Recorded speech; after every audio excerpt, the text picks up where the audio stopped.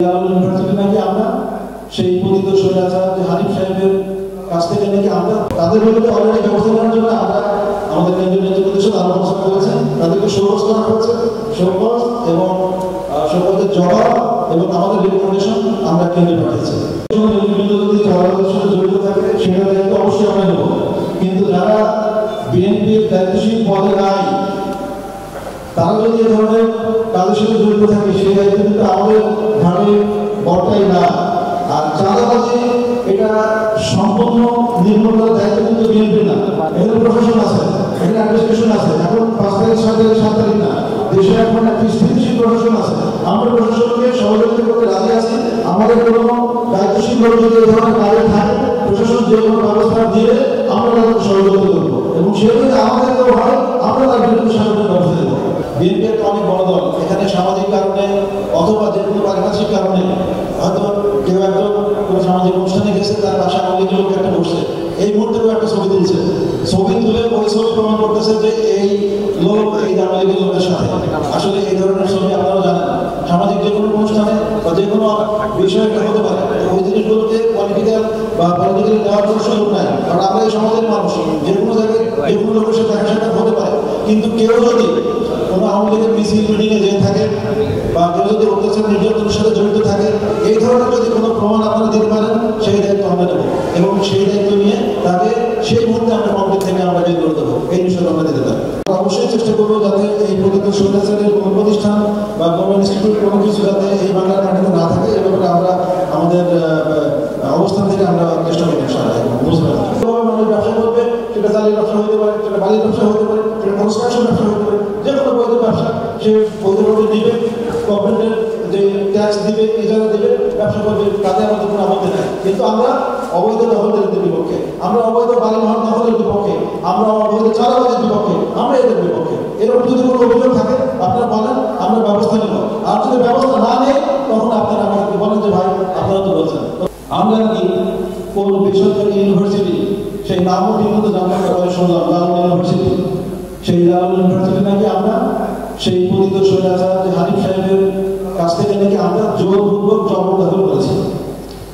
এই কথাটা শোনার পরে ব্যক্তিগতভাবে আমি ইন্টারেস্ট নিয়ে বেশ কিছু সাংবাদিক ভাইদেরকে বলেছিলাম যে ভাই আপনারা তদন্ত করে দেখেন। আমি নাম বলতে চাই সভাপতি সাহেব হাসান ইসলামের, ওনাকে বলেছিলাম ভাই আপনারা তদন্ত করেন, কারণ যে অভিযোগ করছে সে বলেছে সে নাকি তদন্ত করে পেয়েছে এবং উনি বলেছেন উনি একটা মিথ্যা কথা বলছেন না। আজকে আমি বলতে চাই আমরা তদন্ত করে বের করেছি, আমরা লিস্ট দিয়েছি, আপনার কি খবর লিস্টে আপনি উপস্থাপন করবেন, তাহলে এই জাতির সাথে আপনি কানে ধরে মিথ্যাবাদীর সাথে আপনি এই পরিস্থিতি থেকে বিদায় নেবেন। এটা হতে পারে না। যদি স্বচ্ছন্দ থাকে আপনি কোনো ডকুমেন্টারি এভিডেন্স উপস্থাপন করবেন 24 ঘন্টার মধ্যে। আর যদি আপনি না পারেন তাহলে রাজনীতি থেকে অবসর নেবেন।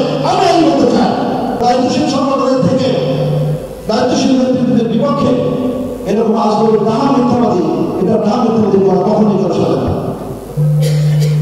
এরপরে আপনারা কি বললেন যে আমরা নাকি ওই কোন চাকরি পাবো মদের দোকানে আমরা চাঁদাবাজি করেছি। এইখানে আমাদের সাথে যারা আছে এদের ওই মদের দোকান ওই বিড়ি সিগারেট খাওয়ার বসে না। আর যারা সেদিন বসেছিল ওরা সমাজ থেকে কোথায় যায় সেটা আপনারা নিশ্চয়ই জানেন। আমি যেটা বলতে চেয়েছি যে এই সমস্ত চাঁদাবাজের যে খাতগুলো কুষ্টিয়ায় মানুষ জানিয়েছেন, এই ঠিকাদারি প্রতিষ্ঠান, বালিমহল, জলমহল, হাট সেসব আপনারা যে বলছে যে জেলা বিএনপি বর্তমানে এই নেতৃত্ব পুরো জায়গাগুলো দখল করে নিয়ে তারা করছে, এটা আমাদের কথা, ওনাদের বক্তব্য। আমি সেই সূত্র ধরে বলেছি যে এই ক্ষেত্রে যদি এরকম কিছু হয় তাহলে আমাদের দায়িত্ব প্রকৃত সত্যটা প্রজ্ঞাপন করে জনসমক্ষে প্রকাশ করা।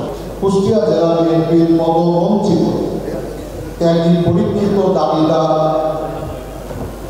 যে সমস্ত নেতৃবৃন্দ এই কমিটির বিরুদ্ধে অসন্তোষ প্রকাশ করেছেন, আমরা এটাকে খুব একটা অপরাধ হিসেবে চিহ্নিত করি।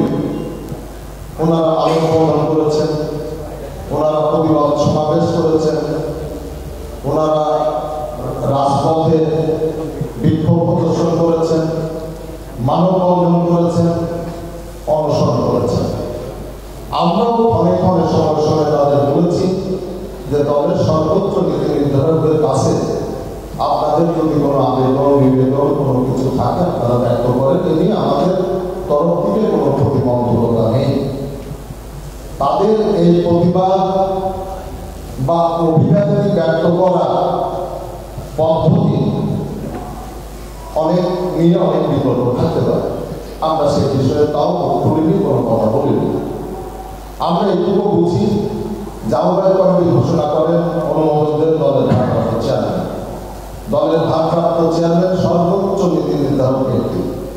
উনি যখন কোনো সিদ্ধান্ত গ্রহণ করেন, প্রতিটা নেতাকর্মীর যারা রাজনৈতিক সংগঠন সাংগঠনিক প্রক্রিয়ায় বিশ্বাসী তাদের উচিত এটাকে মেনে চলা। এরপরেও যদি কেউ কিছু আপত্তি করে করুক, এটা তার ব্যাপার। এক একজনের দৃষ্টিভঙ্গি এক এক রকম, এক একজনের রুচি এক এক রকম, এ নিয়েও আমরা কোনো বিতর্ক সৃষ্টি করিনি।